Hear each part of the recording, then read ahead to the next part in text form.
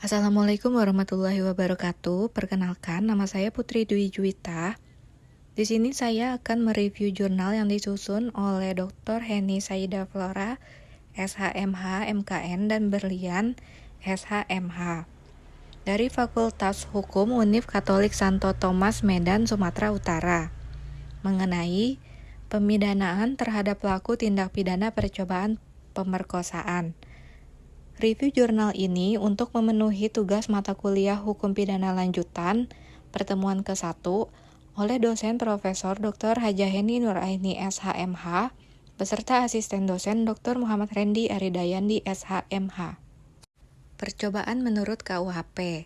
Percobaan melakukan kejahatan diatur dalam buku ke-1 tentang aturan umum bab 4 pasal 53 dan 54 KUHP.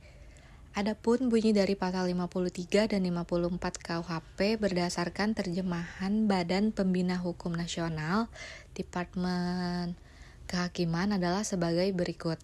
Pasal 53, 1. Mencoba melakukan kejahatan dipidana jika niat untuk itu telah ternyata dari adanya permulaan pelaksanaan dan tidak selesainya pelaksanaan itu bukan semata-mata disebabkan karena kehendaknya sendiri.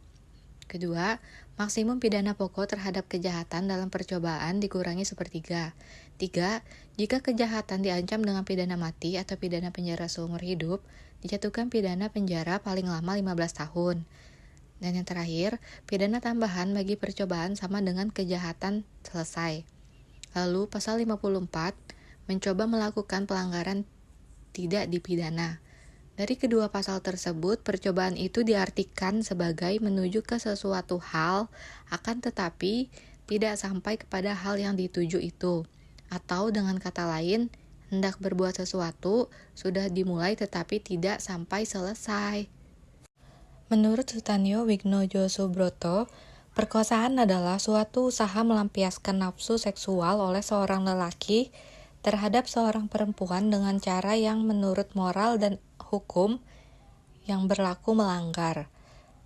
Tindak pidana pemerkosaan diatur dalam pasal 285 KUHP bab 14 tentang kejahatan terhadap kesopanan. Adapun untuk dapat menyatakan seseorang terdakwa yang didakwa melanggar larangan yang diatur dalam pasal 285 KUHP, terbukti harus dapat membuktikan tentang: pertama, adanya kehendak atau maksud terdakwa memakai kekerasan. Kedua, adanya kehendak atau maksud terdakwa untuk mengancam akan memakai kekerasan. Ketiga, adanya kehendak atau maksud terdakwa untuk memaksa. Keempat, adanya pengetahuan pada terdakwa bahwa yang dipaksa itu adalah seorang wanita yang bukan istrinya. Dan yang terakhir, adanya pengetahuan pada terdakwa bahwa yang dipaksakan untuk dilakukan oleh wanita tersebut adalah wanita tersebut ialah untuk mengadakan hubungan kelamin dengan dirinya di luar perkawinan. Terdapat beberapa jenis pemerkosaan berdasarkan motif pelaku menurut Mulyana W. Kusuma.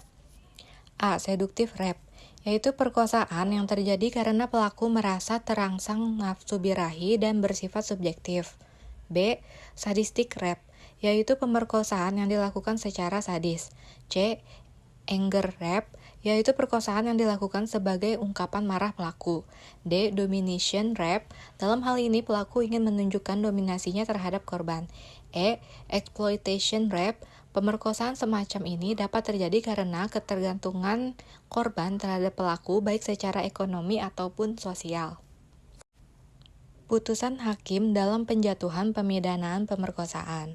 Suatu proses peradilan dapat dikatakan berakhir apabila ada putusan akhir dan putusan akhir tersebut hakim menyatakan pendapatnya mengenai hal-hal yang menjadi unsur putusannya.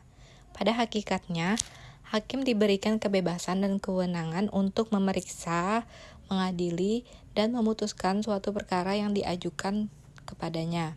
Namun, kebebasan tersebut harus didasari oleh undang-undang, norma-norma hukum yang hidup dalam masyarakat, jurisprudensi, serta peraturan-peraturan hukum lainnya. Hukuman bagi pelaku pemerkosaan pada pasal 285 KUHP adalah hukuman penjara minimal 9 tahun dan maksimal 12 tahun. Sekian penjelasan dari saya, kurang lebihnya mohon maaf. Wassalamualaikum warahmatullahi wabarakatuh.